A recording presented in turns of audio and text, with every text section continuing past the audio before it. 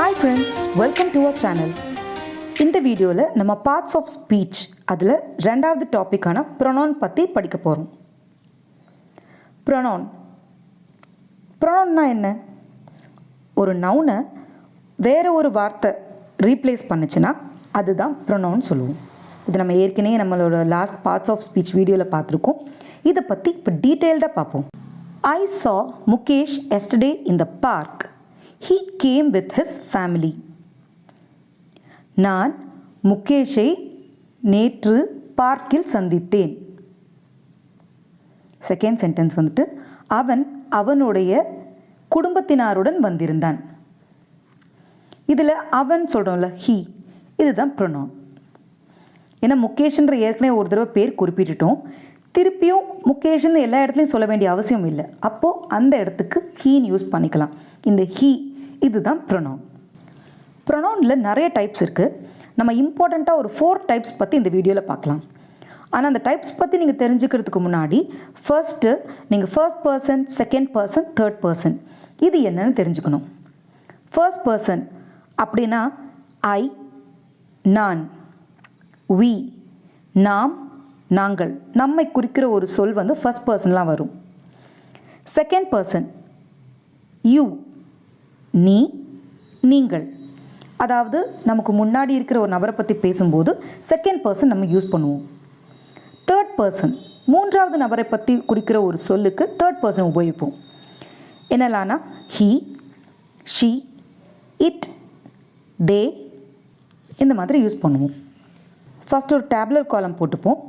இதில் நான் சொன்ன 4 டைப் இம்பார்ட்டன்ட் டைப் பற்றி மட்டும் இப்போ டிஸ்கஸ் பண்ணுவோம். அந்த 4 டைப்ஸ் என்னென்னா subjective pronoun, objective pronoun, possessive pronoun, reflexive pronoun.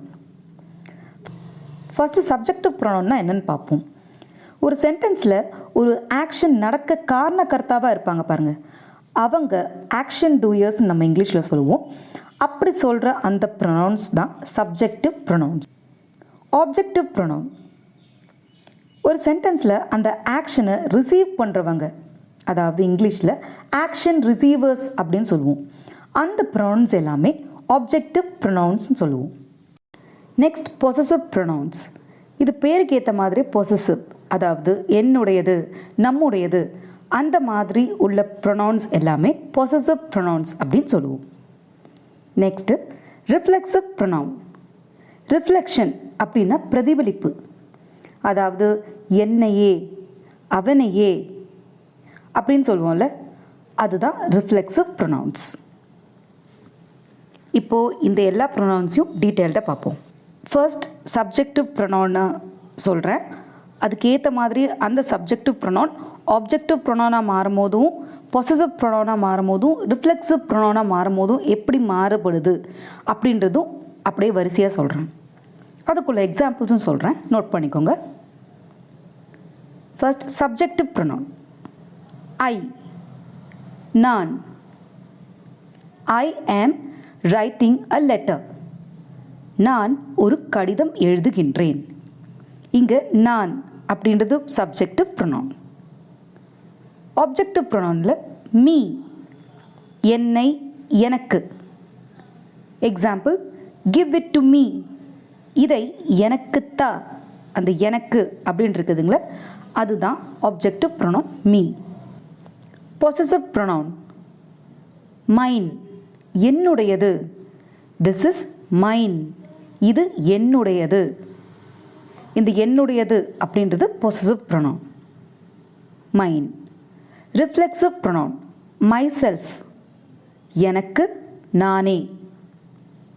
I will cook everything by my self, நானே எல்லாவற்றையும் சமைப்பேன். இங்கே நானே அப்படின்றது மை செல்ஃப், இதை குறிக்குது. நெக்ஸ்ட் ப்ரொனவுன் யூ, நீ, நீங்கள். யூ ஷுட் கம் டுமாரோ, நீ நாளை வர வேண்டும். இந்த நீன்றது வந்து யூ ப்ரொனவுனை குறிக்கும். ஆப்ஜெக்டிவ் ப்ரொனவுன் யூ, உன்னை, உங்களை. I will not forget you, நான் உன்னை மறக்க மாட்டேன். இந்த இடத்துல உன்னை யூ அப்படின்ற ஆப்ஜெக்டிவ் ப்ரொனவுனை குறிக்குது. yours உங்களுடையது. this is yours இது உங்களுடையது. இந்த உங்களுடையது yours அப்படின்றது வந்துட்டு possessive pronoun குறிக்குது. yourself உனக்கு நீயே. do this all by yourself இதை நீயே செய்துவிடு. நீயே yourself அதான் reflexive pronoun. next we நாம் நாங்கள். we did it நாங்கள் இதை செய்தோம். இங்கு we நாங்கள் என்ற subjective pronoun குறிக்குது. objective pronoun us நம்மை எங்களை.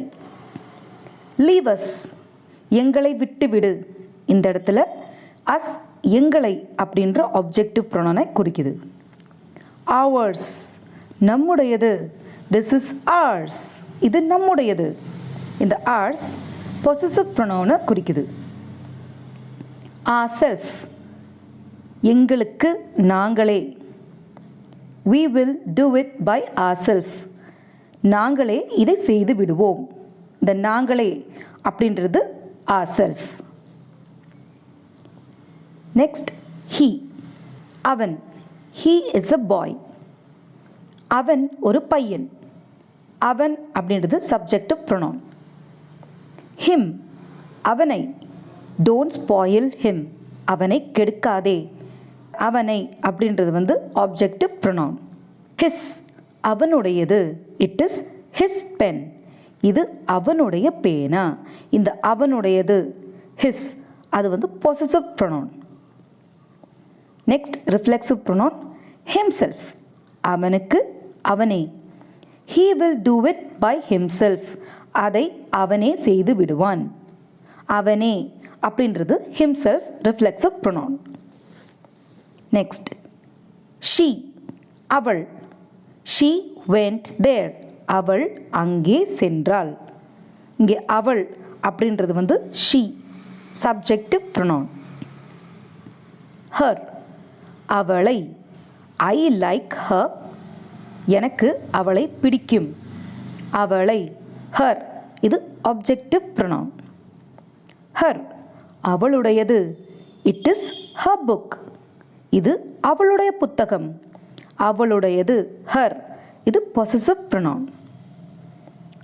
herself அவளுக்கு அவளே. she will do it by herself அதை அவளே செய்து விடுவாள். அவளே herself இது வந்து reflexive pronoun. next it இது அது இந்த மாதிரி இதுக்கு யூஸ் பண்ணிப்போம். it is a pen இது ஒரு பேனா. இங்கே இது அப்படின்றது subjective pronoun. that அதை. it இதை. give it to her அவளிடம் இதை கொடு. இதை இது வந்து objective pronoun it. next it's their அதனுடையது அவற்றின். it's their house இது அவர்களுடைய வீடு. அவர்களுடையது their அது possessive pronoun. itself அதற்கு அதுவே. the dog crosses the road by itself itself அதுவே இது reflexive pronoun. they அவை அவர்கள்.